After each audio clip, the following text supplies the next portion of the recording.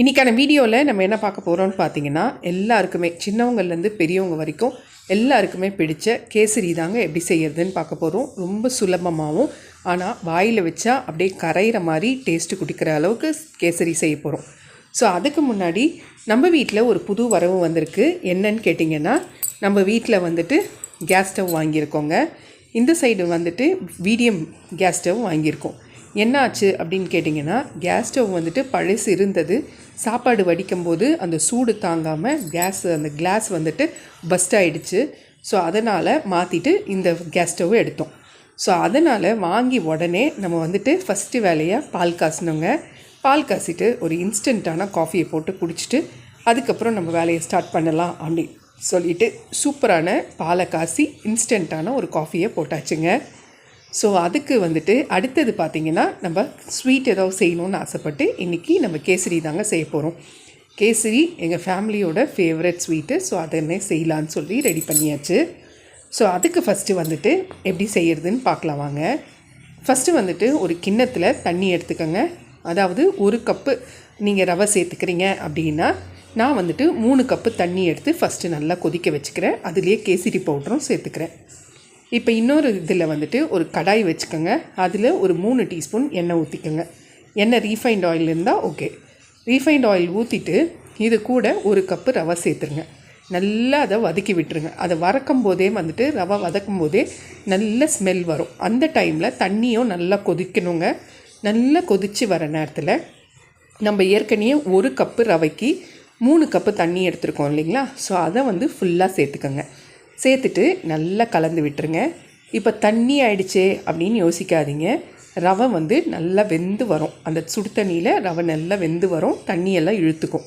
So இந்த டைமில் ரவை பாருங்கள் நல்லா வெந்து வந்துருச்சு. அதே மாதிரி தண்ணியெல்லாம் இழுத்துக்குச்சு.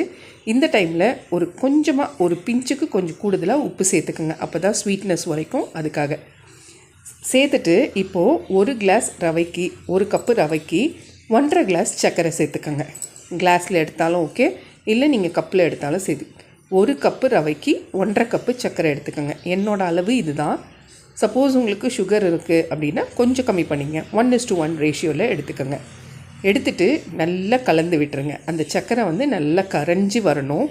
ஸோ அது கரையிறதுக்குள்ளே நம்ம அடுத்த ஸ்டெப்பாக வந்துட்டு ஒரு பேன் வச்சு அதில் ஒரு 2-3 டீஸ்பூன் நெய் ஊற்றிக்கோங்க. நெய் லைட்டாக சூடானவுடனே ஒரு 10 பல் முந்திரி பருப்பை சேர்த்துக்கோங்க. சேர்த்துட்டு கூட வந்துட்டு அது நல்லா கோல்டன் ப்ரௌன் ஆகிற வரைக்கும் வதக்கி எடுத்துகிட்டு திராட்சை வந்து கொஞ்சம் சேர்த்துக்கோங்க. சேர்த்துட்டு அதுவும் நல்லா கோல்டன் ஃப்ரை ஆகி பவுலுன் மாதிரி ஆன பிறகு கேஸ் ஆஃப் பண்ணிவிட்டு இந்த கேசரியில் சேர்த்துக்கோங்க. இப்போ வந்துட்டு அந்த முந்திரி, நெய், அடுத்தது திராட்சை, இது 3த்தையுமே அந்த ரவையில் போட்டு நல்லா மிக்ஸ் பண்ணிக்கோங்க. அவ்வளோதான், சூப்பரான கேசரி ரெடி. இதுக்கு மேலே கொஞ்சமாக நெய் ஊற்றிக்கோங்க. நான் ஒரே ஒரு ஏலக்காவை தோலை உரித்து அந்த விதைகளை சேர்த்துருக்கேன். ஸோ அவ்வளோதான், சூப்பரான கேசரி ரெடி ஆகிடுச்சுங்க. அட்டகாசமாக இருக்கும் டேஸ்ட்டு. அல்வா மாதிரி அப்படியே வாயில் வச்ச உடனே கரைஞ்சிரும். ஸோ கண்டிப்பாக கேசரி செஞ்சு பார்த்துட்டு எப்படி இருந்துச்சுன்னு கமெண்ட்டில் சொல்லுங்கள். ஸோ அவ்வளோதான், சூப்பரான கேசரி ரெடி. இப்போ வந்துட்டு ஒரு பவுலில் சர்வ் பண்ணிவிட்டு அதை நம்ம டேப் பண்ணி எடுக்கும்போதே அந்த கேசரி வந்து அப்படியே நல்லா தலை அப்படியே கரையும். அதே மாதிரி வாயில் வச்சாலும் சரி டேஸ்ட்டில் உண்மையிலே அப்படியே கரையும்.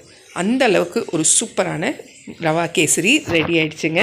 ரொம்ப சிம்பிளான ரெசிபி தான், ஆனால் டேஸ்ட்டு அபாரமாக இருக்கும். கண்டிப்பாக மிஸ் பண்ணாமல் ட்ரை பண்ணி பாருங்கள். அதுவும் பிகினர்ஸாக இருந்தாலும் பேச்சுலர்ஸ் இருந்தாலும் கண்டிப்பாக உங்கள் ஃபேமிலி மெம்பர்ஸை செஞ்சு கொடுத்துட்டு அசத்துங்க.